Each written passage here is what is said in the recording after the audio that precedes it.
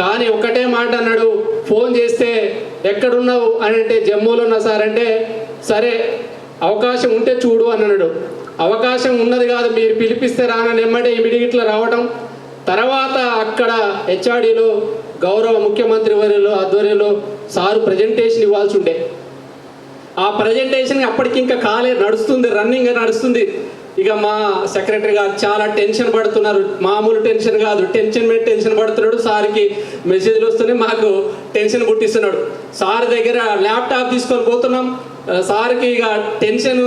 Sir నేను ఒకటే చెప్పిన, సార్ ఇది ఏమన్నా కూడా మార్పులన్నీ మీ మైండ్లో ఉన్నాయి, మీరు ప్రజెంటేషన్ మొదలు పెట్టండి సార్ అని చెప్పిన. మా సెక్షన్ పిల్లలు కూడా అందరూ కూడా టెన్షన్లో నుంచి బయటకు రిలీఫ్ ఒకటే అన్నాడు సార్. పాపం అప్పటిదాకా వాళ్ళు చేసిరు, మనం ఏదన్నా మాట అంటే వాళ్ళు తట్టుకోలేరు, బాధపడతారు. కాబట్టి వాళ్ళని ఏమనద్దు, ముందుకెళ్దామని చెప్పడం.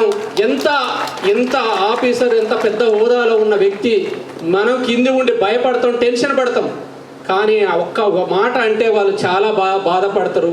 మనం అనకూడదు అని తానే నిర్ణయం తీసుకొని అక్కడ అంత పెద్దదాన్ని కూడా అక్కడ ప్రజెంటేషన్ ఇచ్చి, అద్భుతంగా ప్రజెంటేషన్ ఇచ్చి తీసుకున్న నిర్ణయాన్ని మనం ఒక్కసారి గుర్తు చేసుకుంటున్నాం. ఇట్లాంటి చాలా కోకొల్లలు ఒక్కటి కాదు, టయానికి ఇంతమంది మనం అందరం టెన్షన్ పడుతున్నా కూడా సారు ఏ రోజు మనసులో కానీ మైండ్లో కానీ టెన్షన్ ఉండదు.